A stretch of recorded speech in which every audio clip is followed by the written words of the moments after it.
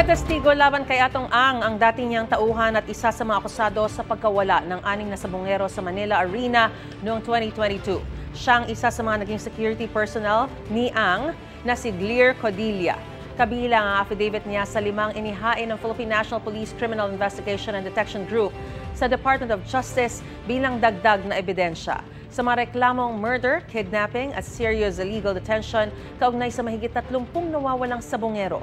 Nakapaghain na rin ng mga salaysay ang whistleblower na si Julie Dondon Patidongan at mga kapatid na sina Ella Kim at Jose. Nakatakda sa November 3 ang pagsusumite ng mga kontrasalaysay ng mga inirereklamo. Nauna nang naghain si Gretchen Barreto ng kanyang kontrasalaysay. Patuloy naman ang paninindigan ng mga kaanak ng mga nawawala na hindi sila bibitiw sa paghahanap ng hustisya. Gusto mo bang mauna sa mga balita? Mag-subscribe na sa GMA Integrated News sa YouTube at tumutok sa unang balita.